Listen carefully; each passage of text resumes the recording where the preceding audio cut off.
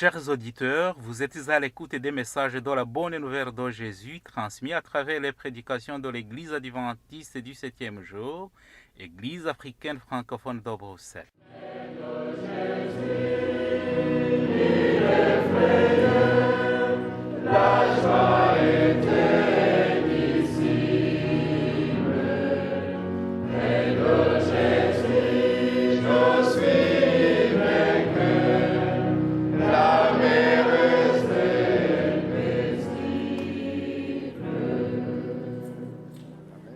C'est ainsi qu'a commencé la bonne nouvelle de Jésus-Christ, le Fils de Dieu. C'est là ce qui est écrit dans le livre du prophète Ésaïe. J'enverrai mon messager devant toi, il te préparera le chemin. On entend la voix de quelqu'un qui crie dans le désert. Préparez le chemin pour le Seigneur, faites-lui des sentiers droits. Marc chapitre 1, verset 1 à 3. Itangiro ry'ubutumwa bwiza bwa Yesu Kristo, umwana w'Imana. Nk'uko byanditswe n'umuhanuzi Yesaya, ngo nuko ndenda gutuma integuza yanjye mbere yawe, izatunganya inzira yawe. Ijwi ry'urangurira mu butayu, ati nimutunganye inzira z'Uwiteka, mugorore inzira ze. Mariko igice cya mbere, umurongo wa mbere kugeza ku wa 3.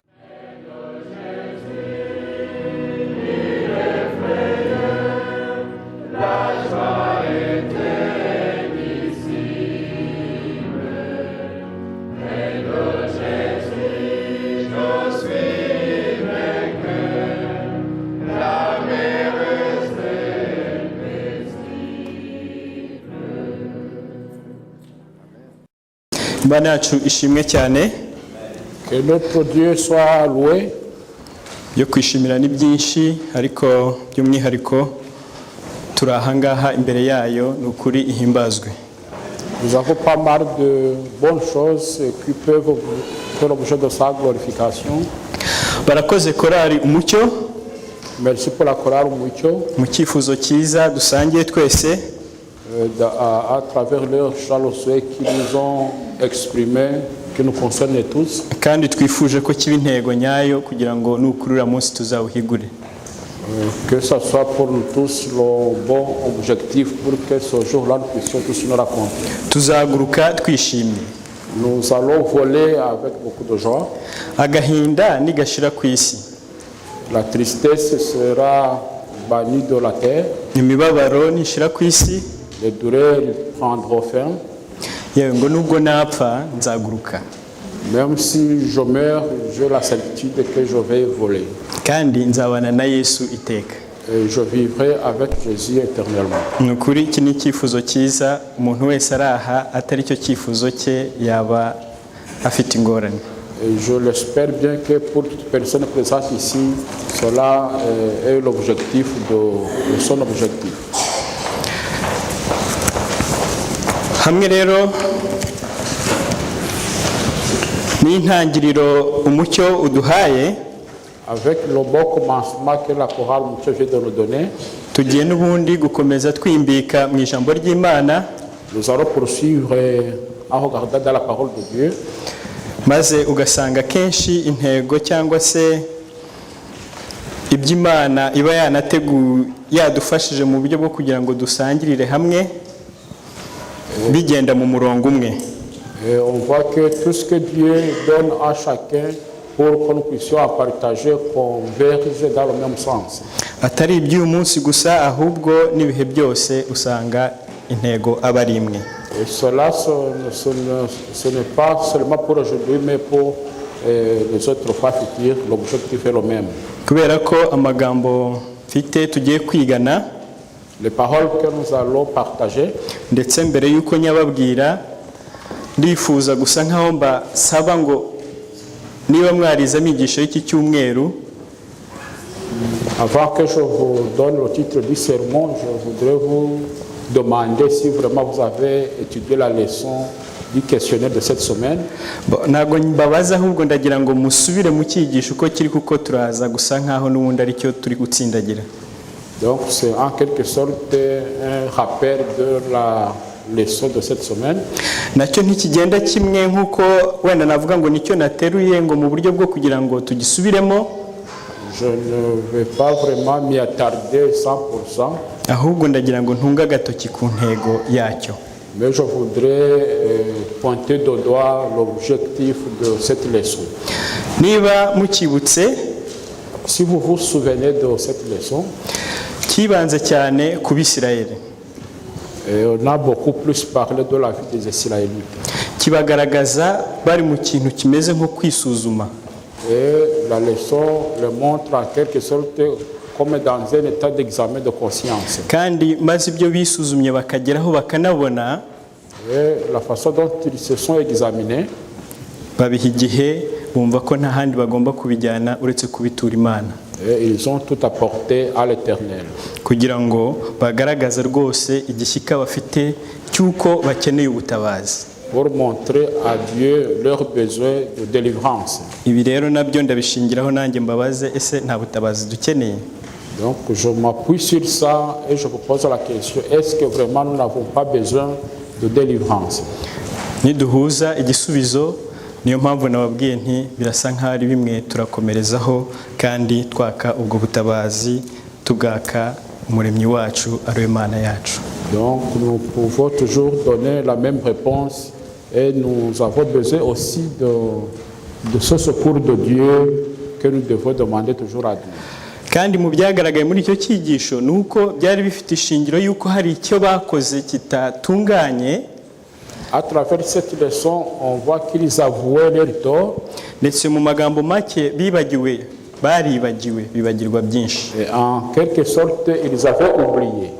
Bituma rero bagira igihe cyo kwegera Imana, ndetse baribuka, ndetse banatera n'amagambo bavuga ngo baranibutsa n'Imana ubwayo. Donc, ils se sont souvenus des exploits de Dieu et ils se sont approchés de Dieu en guise de souvenir.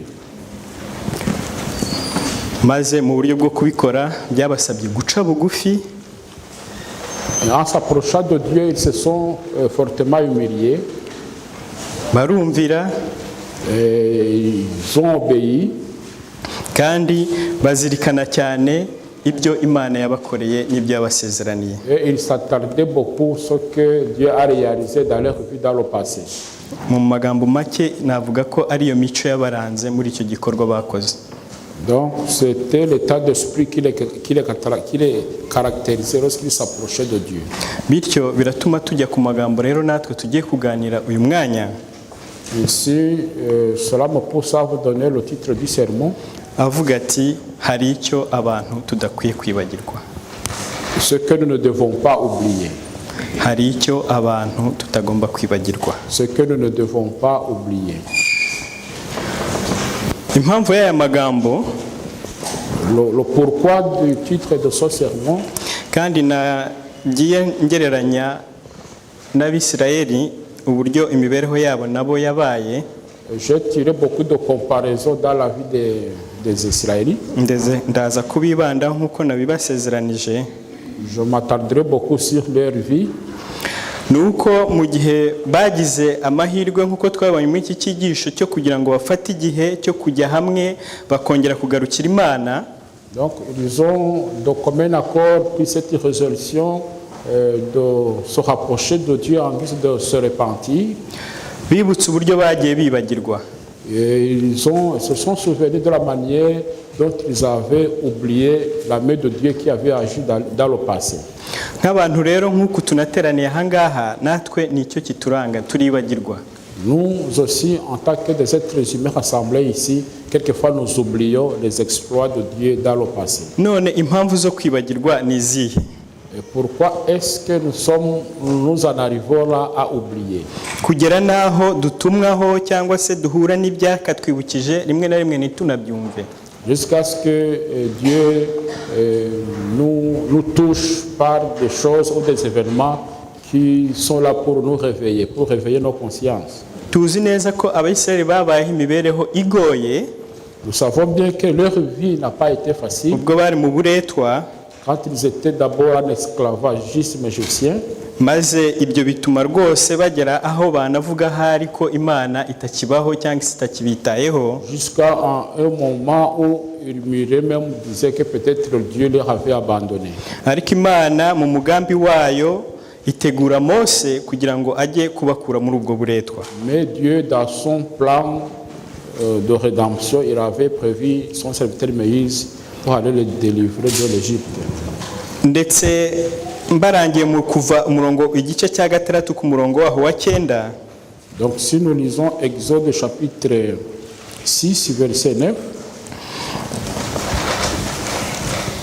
ubwo Mose yaramaze kubabwira ubutumwa bw'Imana, lorsque Moïse leur avait déjà adressé le message de Dieu, bw'icyo Imana yabifuzagaho kandi n'umugambi w'icyo yari igiye kubakorera ngo ibahe ubutabazi bukwiye, ce que Dieu allait faire pour leur délivrer de l'esclavagisme. ku murongo waho wa 9 haravuga ngo Mose abwira Abisirayeli ibyo, maze babuzwa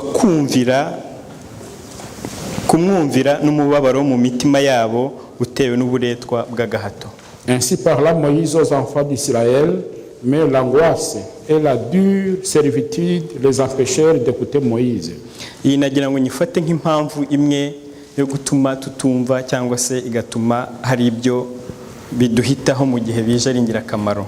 Ici, c'est la première cause qui nous pousse à ne pas écouter de Dieu. Mose nk'uko tumuzi, nubwo tudasomye amagambo yari yahawe yo gutumwa, ariko yari inkuru nziza yuko agiye kubafasha gusohoka mu buretwa barimo. Même si nous n'avons pas lu intégralement le message que Dieu avait donné à Moïse, ariko ijambo hano ry'Imana ryo riraryerura rikavuga ngo ntago bigeze bagira gute bamwumvira kubw'iki, kubw'imibabaro. ils ne l'ont pas écouté à cause de l'angoisse et de la dure servitude. Aho turabijyana n'uburyo ki tuzi neza ko Imana itajya ireka n'isegonde na rimwe itatwitayeho. On voit comment Dieu ne peut pas même laisser passer une seconde sans être bienveillant envers nous. None ubutumwa bw'Imana ko butajya burekeraho iteka ryose buhora budubwira, twebwe tubwumvira gute? Comment est-ce que nous obéissons le message de Dieu qui nous parvient? Ni iki se kibasha gutuma tutabwumva? Et quels sont les empêchements qu'il faut que nous n'écoutons pas le message qui vient de Dieu? Birashoboka ko dushobora kuba turaha twakije gutya tuzi neza yuko uyu munsi nabwo twaje gutega amatwi ijambo ry'Imana. Il est fort probable que nous sommes ici parce que nous avons comme motivation venir écouter la parole de Dieu. Ariko tugataha tutumvise. Mais on peut rentrer, quitter ce lieu sans avoir écouté vraiment la parole. Biroroshye cyane kuko turi hano mu isi. Cela est facile étant ici sur terre. Ntago nabasha kumenya buri muntu, ariko mwumva impamvu haba tunza gatoki yuko yari umubabaro Abisirayeli bari bafite wababujije kumva. Je ne peux pas voir le cœur de chacun, mais ici on souligne l'angoisse et la dure servitude qu'il traversait. Ese twe ntago haba harimo abababaye? Est-ce que parmi nous il n'y a pas des gens qui sont tristes? Kandi mukuri umubabaro dufite ukaba ubasha no kutuza kumva ijambo ry'Imana. Et quelquefois cette tristesse ou l'angoisse peuvent nous pousser à ne pas écouter la parole de Dieu. Reka dusabe Imana kubw'ineza n'ubundi yari yatumye ihagurutsa Mose kugira ngo ajye kuvugana nabo nubwo batamwumviye. Demandons donc à Dieu, de par sa bienveillance, qu'il avait poussé à envoyer son serviteur Moïse, même s'ils ne l'ont pas écouté. Maze idusenyere icyatubuza kumvira umuburo wayo.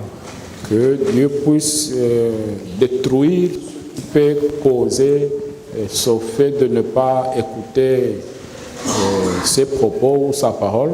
Maze ijambo ryayo rwose rikingurire imitima yacu kuryakira no kurigira nyambere kugira ngo ribe kimwe mu kidufasha muri uru rugendo rwa buri munsi.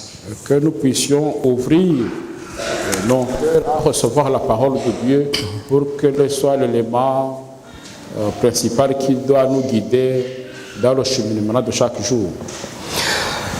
Nkuko twabibonye bari abantu bari bageze hahandi bahora babasha no gushidikanya Imana ko ikina bitayeho. Donc ils en arrivaient au point où ils pouvaient douter même de la bienveillance de Dieu envers eux. Nyamara tuzirikana neza iki ijambo ry'Imana rivuga. Mais nous savons bien que la parole de Dieu dit, muri Yesaya igice cyawo cya 30 en Ésaïe chapitre 30,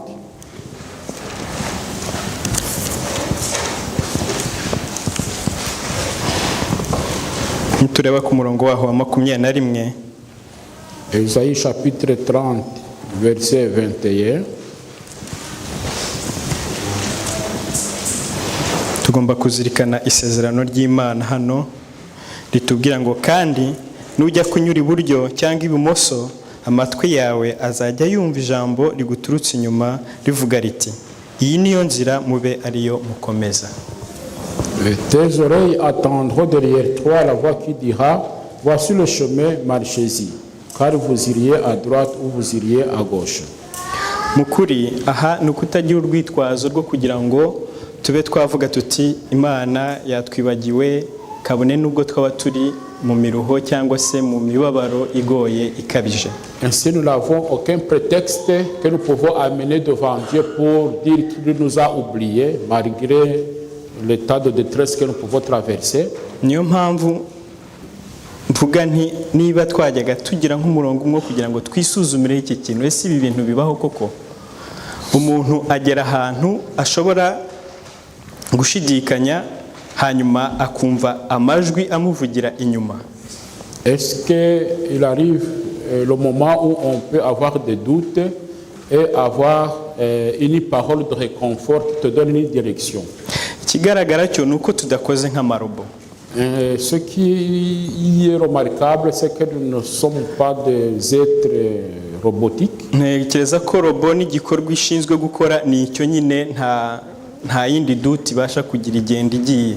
Un robot est programmé pour accomplir une tâche spécifique. Ariko ku bantu ho kuko dufite ubwenge tubasha gutekereza tukabanza kwibaza ese iki kintu kiraduhira kiratubera cyiza ngikore gutya kirarushaho kuba cyiza kiraba kibi kirampihiye sura. Ibyo byose ni ibintu bibasha kubanza guhita mu matwi yacu mu bwenge bwacu. Nous les hommes nous avons cette faculté de pouvoir penser avant de faire quelque chose, avant de faire un choix quelconque, d'en examiner même les conséquences. Ariko muri ibyo byose agapuwe kanyuma nakita kari déclenchement gatuma ikintu kikorwa nyine uko gikoreka bigaragara.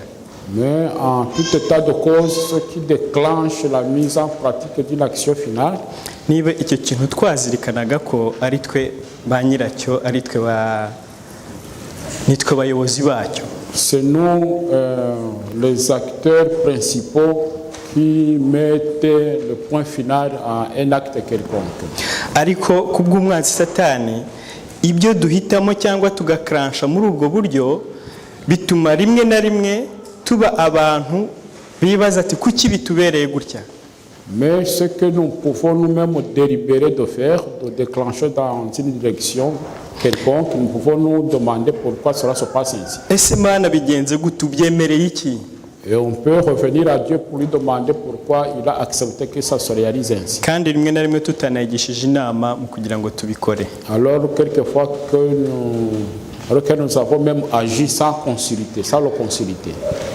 Dugarutse kuri abisiraheli bacu, si nous revenons sur le peuple d'Israël, kubw'imibabaro tubonye bari barimo kandi yatumaga batabasha no kumva igihe Imana yabibutse, de par le temps de tristesse et de servitude pénible qui leur empêchait même d'entendre la voix de Dieu, tuzirikane ko bari mu buretwa ariko bajyanyemwo kubw'ubunyage kandi nanone kubw'ibyaha byabo byari byaratumye Imana yemera ko banyagwa. Donc ils étaient dans une servitude, oui, mais aussi c'était une conséquence de leur péché, car Dieu avait permis aussi qu'ils en arrivent là en Égypte. Aho hose harimo cya kintu cyakagombye no gutuma batabasha kongera kwivovotera Imana cyangwa no kwibaza ko ubutabazi butarimo kuko biboneka ko amakosa yose yagombaga kuba aribo nyirabayazana. Ils étaient donc les promoteurs, ils étaient à la base de ce qu'ils subissaient et ils n'avaient aucune raison donc de murmurer contre Dieu. Ibyo rero byose turebye muri Yesaya igice cya 59. Si nous regardons en Ésaïe chapitre 59, ni uko naho twagera hahandi ho gutakamba. Donc, Ésaïe chapitre 59, umurongo wa mbere n'uwa kabiri. versets 1 et 2. Ndetse n'uwa gatatu turi buwongereho, haravuga ngo nubwo dore ukuboko k'Uwiteka ntikwaheze ngo ananirwe gukiza, n'ugutwi kwe ntikwapfuye ngo ananirwe kumva, ahubwo gukiranirwa kwanyu niko kwabatandukanije n'Imana yanyu n'Imana yanyu, n'ibyaha byanyu nibyo biyitera kubima amaso ikanga no kumva. Erega amaboko yanyu yahindanijwe n'amaraso, intoki zanyu zandujwe no gukiranirwa, akanwa kanyu kavuga ibinyoma, n'ururimi rwanyu ruvuga ibibi by'ibihwehwe. Donc en français c'est projeté. Aha mukuri iri somo ryo ndagira ngo turyisuzumireho. Donc nous pouvons nous regarder à travers le miroir de ces versets. Twigarukeho kugira ngo twumve ko ntacyo dufite gushinja Imana. Nous pouvons revenir à nous pour affirmer aussi que Dieu n'a rien à voir avec ce qui nous arrive. Aho dusanga nta gice na kimwe cy'umubiri wacu gisigara kitagize uruhare mu byaha twivurugutamo. Car ce sont nos péchés qui nous séparent de Dieu. Bityo rero ntago ikibazo ari icy'Imana yacu, ahubwo ikibazo kiba ari icyande, ari icyacu bwacu. Donc le problème n'est pas à Dieu mais à nous. Ariko ikinezeza, mais ce qui est merveilleux, ni uko Imana ibitegereje nanone uguhindukira kwacu. Dieu attend qu'on puisse revenir sur la bonne voie. Kugira ngo tuze mu bushake kandi noneho dusobanukiwe nuko ari Imana idahinduka. Et il souhaite qu'on puisse revenir en le voulant avec notre volonté, en ayant confiance à lui qu'il est un Dieu qui ne change pas. Kandi idufitiye imigambi qu'il myiza ibihe byose. Il a de bons desseins pour chacun de nous. Bityo tukagaruka tuzi neza ndetse tunakeneye imbabazi kuko ariyo zikomokaho. Et nous revenons vers lui en lui demandant le pardon car il est la source de la miséricorde. Ariko nkuko tuzi ni Satani kenshi utuma tugera iyo hose twivovotera Imana. Mais comme nous le savons tous, c'est Satan qui nous place dans cet état d'attribuer tout à Dieu. Nitureba muri Mariko igice cya 10 ku gitekerezo tuzi twese, si nous regardons à Marc chapitre 10 sur l'épisode que nous connaissons tous, igitekerezo cy'umusore w'umutunzi, donc l'épisode du jeune homme riche, tubona neza yuko yaje asanga Yesu. On voit qu'il s'est approché de Jésus. Ndetse Yesu nawe ubwe aramwitegereza. Jésus l'a observé. Maze mu kumwitegereza ndetse bikurikira n'amagambo yarimo amuvugisha ngo aramukunda. Et de par ce qui faisait objet de leur conversation, Jésus l'a regardé et il l'a aimé. Ndetse arondora byose yakoze. Et il a pu voir tout ce qu'il avait fait. Yesu arabyumva arabimukundira. Il a raconté tout ce qu'il avait fait à Jésus et Jésus l'a aimé. Ariko kubw'ubufasha bw'Imana iteka ryose, mais toujours comme Dieu est là pour nous donner de l'aide, Yesu amubwira neza ko ashigaje kimwe. Jésus lui a dit ce qui lui restait à accomplir. Amagambo nk'aya umuntu yasomye ni byiza ko mukuri umuntu yishyira no mu ukabyumva ugashaka no kwishyira no mu mwanya wabyo. Reka tuburiya musore mu mwanya mutoya. Prenons la place de ce jeune homme riche. Ngaho ntago nzi ibyanya ariko reka mbabwire musigaje kimwe gusa. Je ne connais pas la vie de chacun, mais je peux vous dire qu'il vous reste une chose. Ese ntago bibanejeje akantu kamwe. Et si vraiment il vous reste une chose, vous n'avez pas la joie pour ça. Ndatekereza yuko kuba wenda mwaba muhise mujya muri byinshi noneho nkaba nciye iteka ko ari kimwe gisigaye, ni ukuri umunezero wawe mwinshi. Peut-être vous connaissez beaucoup d'histoires, mais si je limite cela à une chose, la joie devrait être abondante. Ariko hari igihe kimwe kiba ari ikiguri.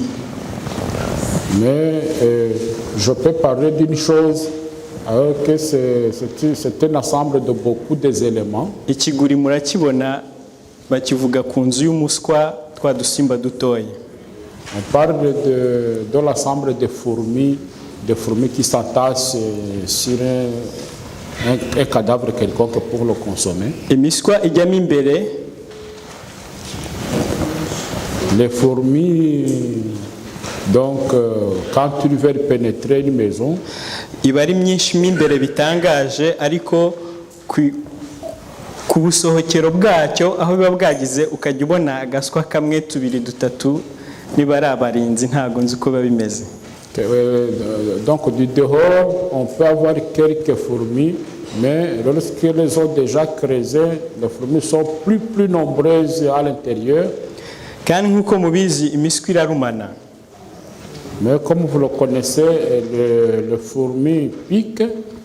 Ugize ingorane rero wagwa ku kiguri cyayo ureba hagaswa kamwe gusa, kuko yakwataka ni myinshi cyane. Donc si tu ne fais pas attention, tu peux penser que c'est une seule fourmi alors que c'est beaucoup de fourmis. Ibyo rero bishatse kuvuga iki muri ubwo buryo? Nuko mukuri kose hari igihe tugira ibyo dufata tukabyizirikaho ubwabyo. Quelquefois nous nous accrochons aux mauvaises choses. Kabone nubwo cyaba kimwe ariko kikaba gihatse byinshi. Ça peut être une chose, mais vraiment une chose qui englobe beaucoup de paramètres. Uyu musore yarasigaje kimwe kijyanye n'ubutunzi. Ce jeune homme riche, il restait une seule chose en rapport avec sa richesse. Ariko ahawe n'inama cyangwa n'uburyo runaka bwo kugira ngo nacyo agikoreshe neza. Mais lorsqu'il a reçu le conseil pour bien utiliser sa richesse, ariko kuko cyari gifashe ingingo ze z'impagarike yose, parce que la richesse était vraiment c'était accaparé de tout son cœur, de toute sa vie. Ntago yabashije kumva icyo Yesu avuze. Il n'a pas pu entendre ou écouter le sens des paroles de maze yapoye yo kudéclencha n'ubundi imunyereza. Ici, sa faculté de décider a décidé malencontreusement. Imukura iruhande rwa Yesu, kandi kubura Yesu no guhomba byose. L'a poussé même à quitter Jésus, et lorsqu'on perd Jésus, on perd tout. Mbega ingorane. Quelle malchance. Ariko Yesu we amwitegereje ku murongo wa 21. Mais lorsque Jésus l'a observé au verset 21, aramukunda, aramubwira ati ushigaje kimwe. Il l'a aimé et il lui a dit qu'il lui manquait une chose. Genda ibyo ufite byose ibugure impiya uzifashishe abakene, nibwo uzagira ubutunzi mu ijuru, uhere ko uze unkurikire. Va et vends tout ce que tu as, donne-le aux pauvres et tu auras un trésor dans le ciel. Yumvise iryo jambo mu maso he harahonga, agenda afite agahinda kuko yari afite ubutunzi bwinshi. Il a été affligé par cette parole car il avait beaucoup de biens. Yesu araranganya amaso abwira abigishwa be ati, erega biraruhije ko abatunzi binjira mu bwami bw'Imana.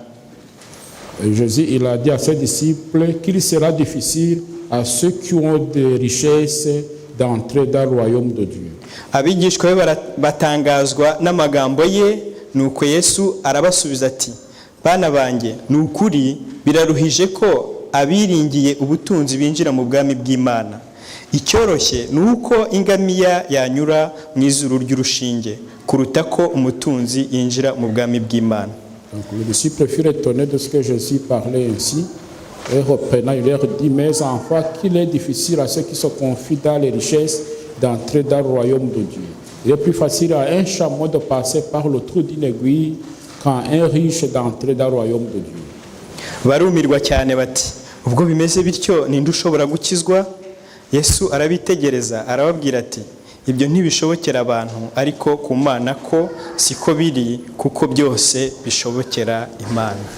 Les disciples furent encore plus étonnés et ils se dirent les uns aux autres et qui peut être sauvé? Jésus les regarda et dit, cela est impossible aux hommes mais non à Dieu, car tout est possible à Dieu.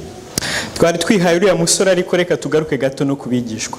On a pris à titre d'exemple le jeune riche, mais revenons sur les disciples. Abigishwa rero bagize amahirwe yo guhamagarwa na Yesu kandi baritaba. Les disciples avaient eu la chance d'être choisis par Jésus. Bagendanaga nawe baramwumvaga ibihe byose. Ils marchaient avec lui et l'écoutaient tous les jours. Ariko kubw'amagambo y'icyo bavugaga babwira umusore wari ubasanze w'umutunzi.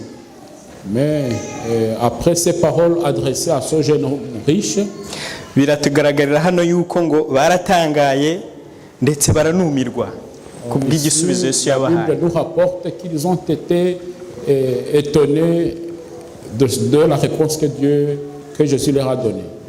Ese batangajwe cyangwa bumijwe nuko uriya musore yanyereye yagiye? Est-ce que ce qui a fait objet de leur étonnement, c'est le départ du jeune homme riche? Mubitekerezaho iki? Et quelles sont vos observations? Qu'en pensez-vous? Ese abigishwa batangajwe nuko uriya musore yagiye? Est-ce qu'ils se sont étonnés du fait du départ du jeune homme riche? Bumijwe se amagambo Yesu yaramubwiye yuko asigaje kimwe nibyo byari bitumye nanone bumirwa? Est-ce qu'ils se sont étonnés du fait que Jésus lui disait qu'il lui manquait une chose? Ariko mukurikire neza hano amagambo yandi y'icyo Yesu yababwiraga yabanzaga kubararanganyamo amaso. Ici, Jésus, avant de leur adresser les paroles, il les regardait à travers leurs yeux. Akabasha kumenya ibyo batekereza nibibarimo. Il disait certainement dans leurs pensées, dans leur cœur. Ndetse ku murongo wa 28 ho Petero utararipfanaga yahise agaragaza byose. Et au verset 28, Pierre qui ne mâchait pas ses mots, qui répondait n'importe quoi, n'importe comment. Nuko Petero aramubwira ati dore twebweho twasize byose turagukurikira. Et Pierre s'est mis à lui dire, voici nous avons tout quitté et nous t'avons suivi. Uyu murongo ndatekereza mwumvamo ibintu byinshi. Je pense qu'à travers ce verset, vous pouvez en attendre beaucoup de choses. Nta n'uwatinya kuvuga ko Petero nawe yarabonye ko ashatse yanagendesha umugongo kuko ibitekerezo harashobora kuba yarafite muri we bitazagira icyo bifatisha. Donc ici, peut-être que Pierre, il avait peut-être une déception de ce qui était en lui. Ariko ku murongo 29 Yesu aramubwira ati ndababwira ukuri yuko nta wasize inzu cyangwa bene se cyangwa bashiki be cyangwa nyina cyangwa se cyangwa abana cyangwa amasambu ku bwanjye no kubw'ubutumwa bwiza utazahabwa ibibiruta inshuro 100 muri iki gihe cya none. Ari amazu, ari bene se, ari bashiki be ndetse n'abanyina n'abana n'amasambu hamwe no kurenganywa maze mu gihe kizaza akazahabwa ubugingo buhoraho. Et je vous le dis en vérité, il n'est personne qui ait quitté à cause de moi et à cause de la bonne nouvelle sa maison ou ses frères ou ses sœurs ou sa mère ou son père ou ses enfants ou ses terres ne reçoivent au centuple. Présentement dans ce siècle-ci, des maisons, des frères, des sœurs, des mères, des enfants et des terres avec des persécutions et dans le siècle à venir, la vie éternelle. Dore ihumure ry'Imana igihe umuntu agize gushidikanya. Voilà la réconfortation de Dieu quand on se place sur le terrain de doute. Hano Petero ndetse n'abandi bigishwa bari bashubijwe kandi ku mpungenge z'icyo Yesu yari yabasomyemo bari babashije kumva neza ikigomba kubaberaho kandi muri byose nta cyagomba kubarutira iki ubugingo buhoraho. Jésus ayant lu dans leurs pensées, dans leur cœur, venait de leur donner une réponse de réconfort car rien ne pouvait surpasser en valeur la vie éternelle. ariko umurongo wa 31 nanone Au verset 31, ukaba nk'icyitonderwa, il y a une remarque. ngo ariko benshi b'imbere Plusieurs des premiers bazaba ab'inyuma, seront les derniers, ngo kandi ab'inyuma bazaba et plusieurs des derniers seront les premiers. ab'imbere. Aya yari amagambo akomeye, nyamara mu ihumure ry'ijuru yabwiwe abigishwa nabo nk'abantu nkatwe bagera hahandi gushidikanya iby'Imana idukorera bibasha kubaho. Ce sont des paroles dures que Jésus a adressées à ses disciples, mais qui sont quand même là pour un réconfort. Tugiye kureba nanone muri Yohana igice cya 3 ku isomo tumenyereye twese tuzi. Nous allons encore une fois Yohana igice cya 3 ku aller murongo en Jean, le livre de Jean chapitre 3, wa 16. le livre de Jean chapitre 3 verset 16.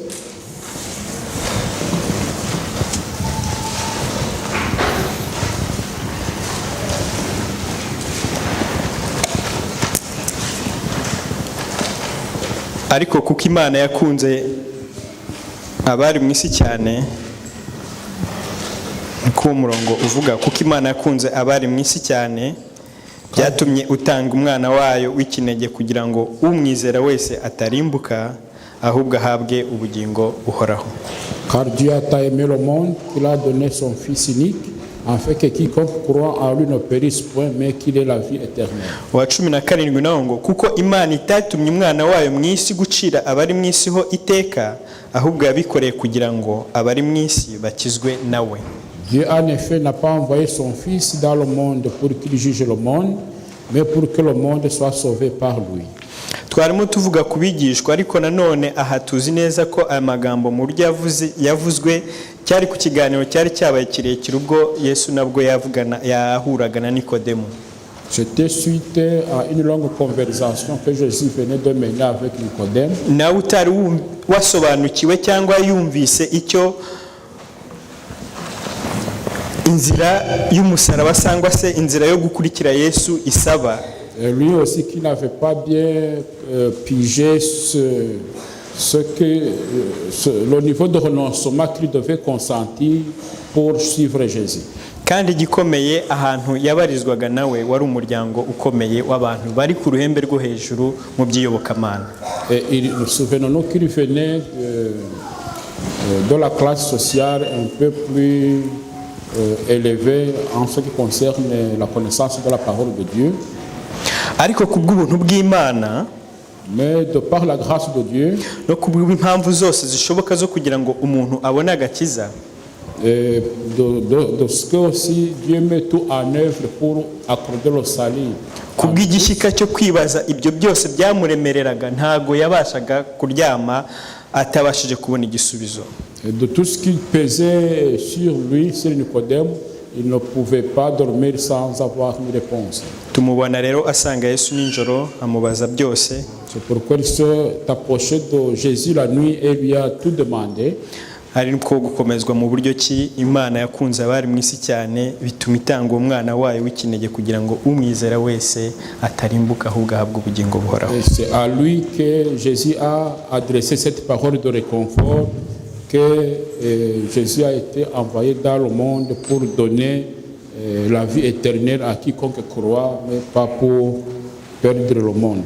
Reka rero muri za mpamvu zose zatubuza gukurikira cyangwa se kugendana na Yesu uko bikwiye tuzigarukeho maze twibaze ese yaba ari umubabaro.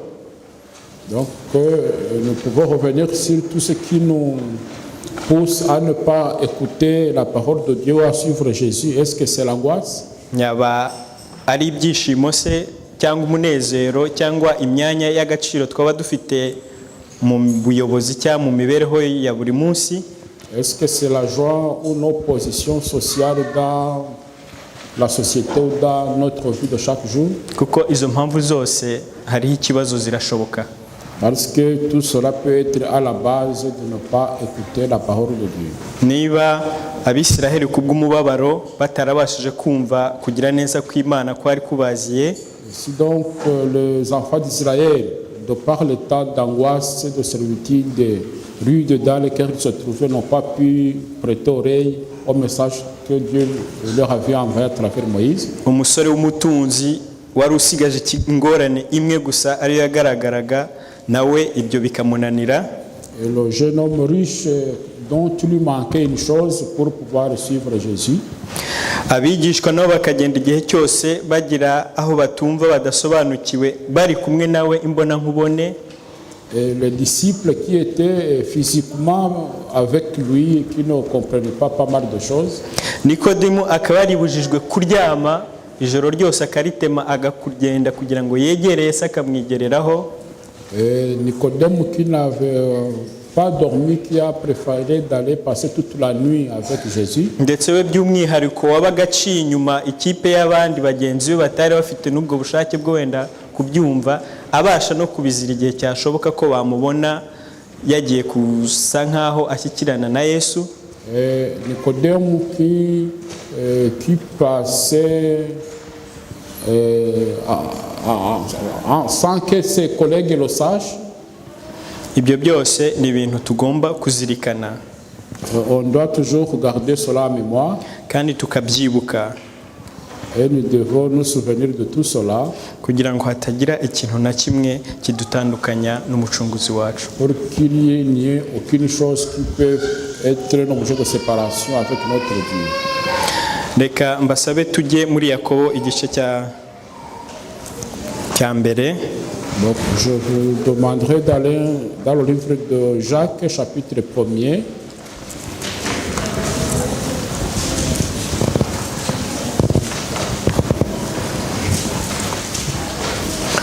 Igice cya mbere ku murongo waho wa 22 Au verset 22,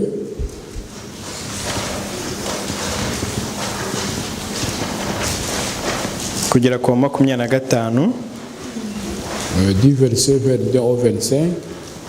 Ariko rero mujye mukora iby'iryo jambo, atari ugupfa kuryumva gusa mwishuka, kuko uwumva ijambo gusa ntakora ibyaryo ameze nk'umuntu urebeye mu maso he mu ndorerwamo, amaze kwireba akagenda, uwo mwanya akiyibagirwa uko asa.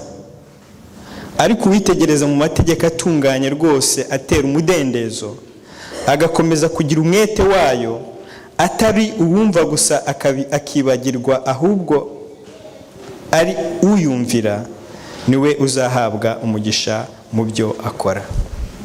Mettez en pratique la parole et ne vous bornez pas à l'écouter et en vous trompez pas vous-même par de faux raisonnements. Car si quelqu'un écoute la parole et ne la met pas en pratique, il est semblable à un homme qui regarde dans un miroir son visage naturel et qui, après s'être regardé, s'en va et oublie aussitôt comment il était. Mais celui qui aura plongé le regard dans la loi parfaite, la loi de la liberté, et qui aura persévéré, n'étant pas un auditeur oublié, mais se mettant à l'œuvre, celui-là sera heureux dans son activité. Reka mvuge ko mu byaba byose duhura nabyo, Donc, malgré tout ce que nous pouvons traverser, ariko birangizwa no kugirirwa ubuntu Imana ikaduherekeza ikatubashisha kunza mu nzu yayo gutya, Dieu, par sa grâce, nous permet que nous soyons dans sa maison, aho twongera gusangirira iby'ijambo ryayo, où nous pouvons encore une fois partager tout ce qui vient de sa parole. kandi ari naryo ryuzuriramo umuhamagaro uwo ari wo wose waba utugeraho mu gihe icyo ari cyo cyose. Et c'est à travers cette parole que nous recevons l'appel ou la vocation qui peut nous être adressée. Ariko ubasha guhura n'ingorane nk'izo maze kubabwira aba bagenzi bacu bose babashije kugira, Mais tout le monde est confronté à ces obstacles auxquels nos prédécesseurs ont été confrontés. zo gutuma tutumva ijambo n'uwo muhamagaro, Des facteurs, des causes qui ont fait à ce qu'ils n'ont pas écouté cet appel ou la parole de Dieu. tukaba hari ibyo twaba dufite twishingikirijeho byo kumva yuko ari byo biduhagaritse cyangwa bidukomeje. Peut-être que nous avons des choses auxquelles nous nous sommes accrochés, auxquelles nous pouvons attribuer notre existence. Maze bitume iri somo nanone tumaze gusoma mwongera kurisubiramo mu ryumve ko ari icyo rigambiriye. Qu'est-ce ari que ukudukebura nous venons de lire est un message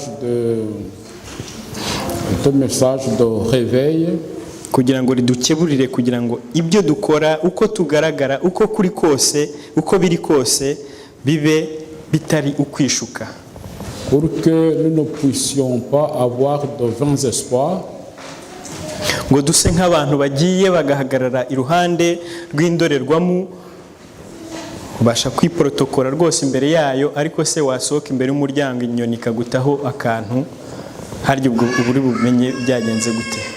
comme tu peux te soigner devant un miroir, mais si tu quittes le miroir et qu'un oiseau lance ses excréments au-dessus de toi, ntago biba bigishoboka kuko ntago uri bubashe kongera kubona yandorerwamo akazi kayo yagize gute yakarangije, ahari hasigaye ubwo ibindi uhura nabyo urabyirengera. donc le miroir t'a déjà servi à cette fonction de t'examiner, mais autre chose que tu vas croiser, tu en seras responsable. Ariko ubuntu bw'Imana bwo ntago ari uko bukora, ntago ari indorerwamo itureka, ahubwo bushaka ko tubugumamo. Mais la miséricorde ou la grâce de Dieu voudrait qu'on demeure dedans. Ari cyo kiri ku murongo wa 25 ngo ariko uwitegereza mu mategeko atunganye rwose atera umudendezo agakomeza kugira umwete wayo, atari uwumva gusa akibagirwa ahubwo ari uyumvira, niwe uzahabwa umugisha mu byo akora byose. Mais celui qui aura plongé le regard dans la loi parfaite, la loi de la liberté, et qui aura persévéré n'étant point un auditeur oublié, mais se mettant à l'œuvre, celui-là sera heureux dans son activité.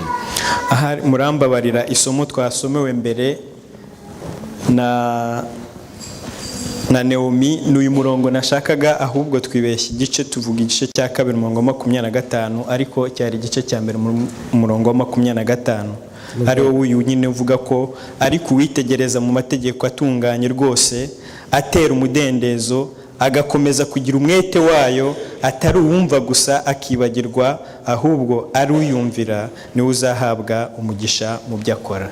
Donc c'est ce verset que je voulais qu'on lise, mais celui qui aura plongé les regards dans la loi parfaite, la loi de la liberté, et qui aura persévéré, n'étant pas un auditeur oublié, mais se mettant à l'œuvre, celui-là sera heureux dans son activité. Reka tunasoza hanyuma yo kubona ibi byose kandi no kurarikirwa kutibagirwa. En guise de conclusion, de par ce que nous venons de voir, son message qui nous demande de ne pas oublier. Nuko tubona kenshi yuko imibereho y'ibyo tubamo muri ubu buzima bw'isi igihe cyose bitusharirira cyangwa bitubera ibigeragezo. La vie que nous traversons dans ce monde peut être amère ou des épreuves. Kandi bigahora iteka ryose bishaka kutugumisha muri yo, mu gihe umucyo wadusezeranije ati hari igihe tuzaguruka. Quelquefois nous avons de mauvaises intentions, comme quoi nous serons retenus par cette terre, alors que la chorale nous a donné la promesse de voler un jour. Maze Yakobo we n'ubundi nk'intumwa y'Imana cyangwa kwa kundi Imana ikora ikoresheje n'abantu kugira ngo igihe cyose iduhe imbaraga cyangwa idusunikire mu ntege nke dufite kugira ngo tubashe kujya mbere. Le message que Dieu a confié à Jacques, Dieu qui veut toujours nous pousser de l'avant. Araduha ihumure ari wo murongo tugiye gusorezaho uboneka muri iki gice cya mbere nyine ku murongo wa 3 n'uwa 4. Il nous donne un message de réconfort. 3 et 4. Ahavuga ngo mumenye yuko kugeragezwa ko kwizera kwanyu gutera kwihangana. Sachez que l'épreuve de votre foi produit la patience. Ariko mureke kwihangana gusohoze umurimo wako, mubone gutungana rwose mushyitse mutabuzeho na hato. Mais il faut que la patience accomplisse parfaitement son œuvre, afin que vous soyez parfaits et accomplis sans faillir en rien.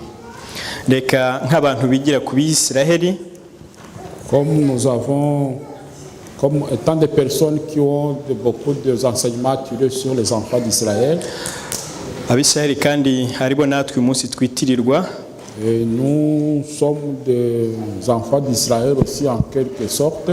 n'ubuzima bwose banyuzemo ariko bwageze aho bubasharirira bagera n'aho bubasubiza inyuma mu kwisuzuma maze bicuza imbere y'Imana.